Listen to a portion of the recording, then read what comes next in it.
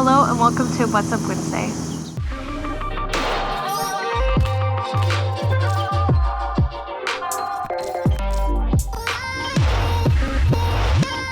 Hi everyone, welcome back to another episode of What's Up Wednesdays, a weekly video series to hone in on motivational advice to kick butt this year, get things done, set some goals, and overall make some life changes. In the coming weeks, we will begin releasing dates for our new travel series. So we'll talk all about different travel hacks and focus specifically on how to travel more efficiently, traveling like a minimalist, and overall just saving money while you're on the road. Today, I wanted to focus on how to curb the emotions that come with different seasonal changes. For me personally, in the past and pretty much every single year, I suffer from seasonal affective disorder, which is a onset of depression that occurs every year around the same time. And that's something that I do not want to face this year. So I'm preparing my body right now and my mind, and overall just trying to prepare for that by taking these 3 steps that I'm going to talk about today.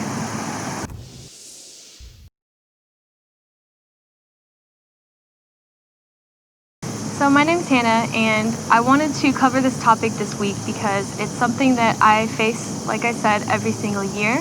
And a lot of that comes down to the temperature, winter getting cold, and I just don't want to get outside. I just tend to shut down and not want to do anything. But I do not want that to happen. And if you know me at all or have been watching these videos, you know how big I am on goal setting and just overall preparing your life for really big things. So in our video last week, I talked about how you can break down setting a big dream goal into 3 main phases as if you're running a triathlon. And so that's kind of the mindset that I want to go into this season to make sure that I don't just lose track and just fall off. Nothing gets me down more than if I feel like I didn't take advantage of my full day and live it to the absolute fullest. So winter just is not an excuse to not be my full self. And these 3 things I found to be very helpful to kind of curb the symptoms of seasonal affective disorder and other kind of seasonal changes that happen and prevent myself from just hibernating and shutting down. So the first thing that I do, and this can be applied all year long, this is not something just to be used in cold winter months, but whenever I feel my brain or myself telling me that I don't want to do something, that is when I tell myself that I do.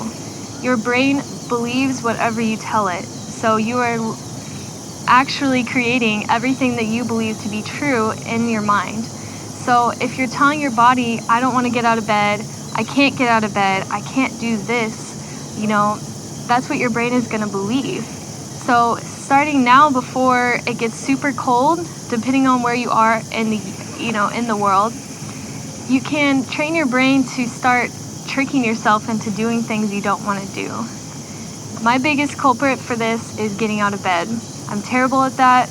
I don't like it, but one of my admired entrepreneurs that I like to follow is Mel Robbins, and her 5-second rule has really changed my life, so I recommend checking out her content.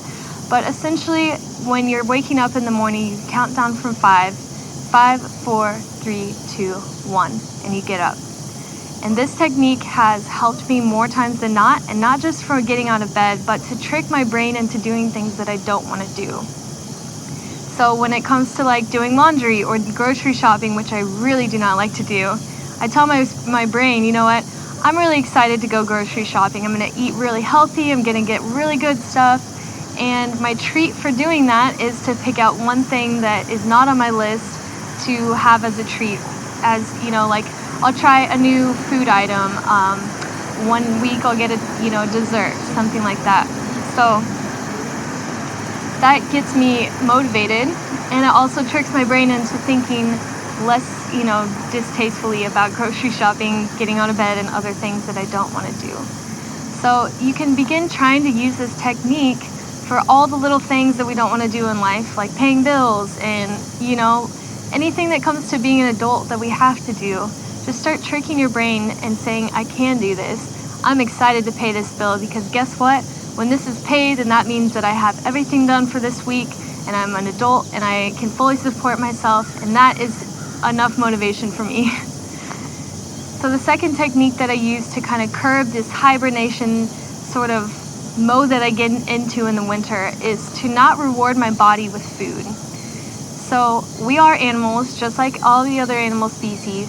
However, we have the keen ability to control our, motor functions and our behaviors. And so that is a very useful skill that we really can take advantage of, especially in the winter months.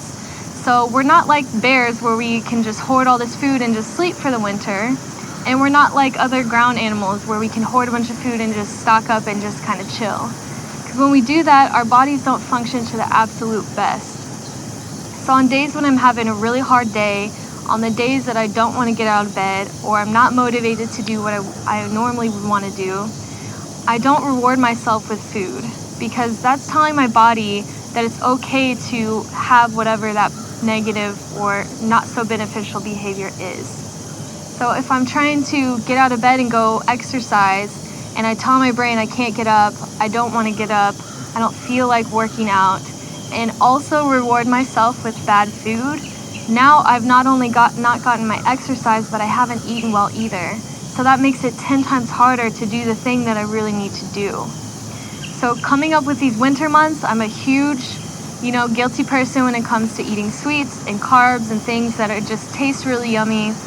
But I don't want to reward myself with that kind of food if I haven't got the things done that I needed to do. I make sure that those things are a top priority before I turn to the thing that is going to comfort me. And this can be applied with any sort of comfort behavior.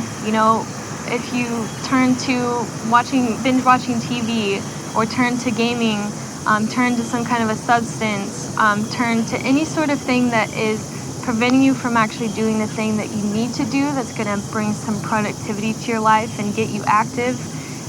Just don't reward yourself with something that is used as a vice for that comfort. This is something that I've applied to my everyday life, because again, it's not just wintertime where I'm guilty of wanting to lay in bed and hibernate and eat really yummy food and not care. I have to consciously think about this all season long.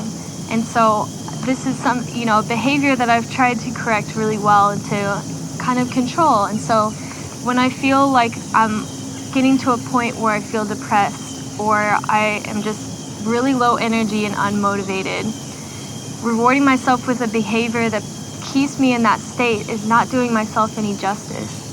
So I really am conscious of how I treat my body, and I'll reward myself with extra vegetables or extra fruits. I'll reward myself with working out. Again, tricking my brain. So if I don't have the motivation to do the thing that I need to do that day, I'm like, you know what? If you get everything done in your task list, you get a whole hour to work out and learn awesome stuff on YouTube and watch whatever you want on YouTube. That to me is a huge reward. It tricks my brain into working out even if I don't really want to. Plus I get a devoted hour of time to myself to watch things that I want to watch. So I get the binge watching and the working out and the benefits all in one. And then I also got my task list done. So it's a really helpful tactic to kind of trick yourself in that way. And the third and final tactic that I use to curb onset of depression and other seasonally related things that kind of keep me in this hibernation mode and make me not want to do anything is I seek accountability. If I know every time around winter I'm really guilty of eating carbs and sweets and just kind of hibernating and not wanting to do anything, I'm going to get an accountability partner that's like, Hannah, did you do your workouts this week? What did you eat this week? Did you go over on carbs every single day? Or on the opposite side, I could have that accountability say, hey, I'm really proud of you. You only had one sweet thing this week. That is amazing. You did a great job. And they can reward me with saying, hey, you did so well with all your tasks this week. I'm really proud of you for adulting. I know that this season is really difficult for you. So I really want to spend some quality time and just sit down and have a chat and watch a movie together. Can I treat you to a lunch out? Find accountability that works for you on either scale. Sometimes I need that coach that grills me and, gets me moving and lights that fire under my ass. And sometimes I need that coach that's like, here, I'm going to give you a warm cuddle because I am just so proud of you. So it's a good balance of both. And that accountability really helps me to know that A, I'm not doing this alone, that B, someone empathizes and associates with the things that I'm going through and potentially is dealing with the same things. And then see, it kind of helps me to know in my brain what triggers a response that's gonna put me in a state where I'm depressed and not really feeling myself. Because chances are it's something, again, that I've gone through multiple times, and so I can know in my head, hey, I'm feeling a little bit triggered, and I know this is how I've behaved in the past. So would you mind keeping me accountable and just reaching out and checking in and making sure that I'm not, falling off the bandwagon? There are so many friends out there, and a true friend would be like, absolutely, hands down, I'm gonna do that for you. And chances are you can do the same thing for them. So those are the 3 things that I recommend to curb seasonal affective disorder. Just preparing yourself for a transition into different seasons. And then you can apply this all year long. So if you're struggling in the summertime with trying to get fit and look your best, or you're struggling in the winter with falling off the scale and not wanting to be motivated and having a hard time getting out of bed, whatever the situation is, these 3 things can really help you to minimize that and make it so it's not such a heavy weight on your shoulders. I'm speaking from experience. It can be very intimidating and literally depressing, because when you feel down and not yourself, what are you supposed to do to get out of it? So I really recommend trying these 3 tactics and just see how this works for you. And then, as always, if you need accountability with the things that we talk about, definitely reach out. We're not just trying to put this content out. We want to connect with people and to actually help put the action into play.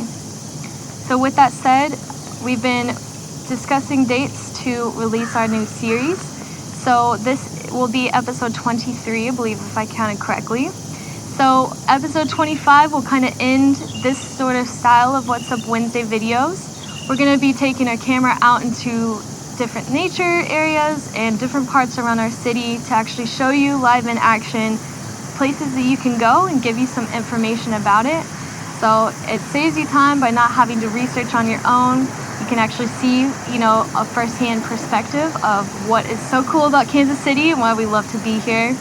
And as we travel, we'll be able to send What's Up videos from all around the world. So that is the plan for that. So we won't be releasing specific dates on our new series until the beginning of October. We're using this time to really curate as much content as we can and really get that going. So then coming into fall, for anyone looking to travel this year in different vacation packages, we can help you set that up. And the tips that go along with our travel series will help you to travel a better way. So that is what we've got going on. As always, tune into our social channels for all the updates. We do appreciate all the likes and subscribes. And we'll be putting out information this week about our new sticker campaign.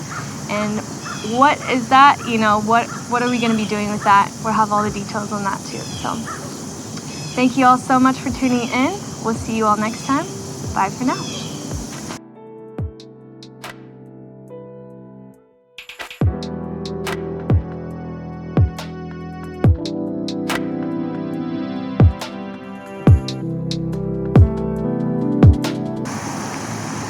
That was a good intro. So hi everyone. Why am I saying that again?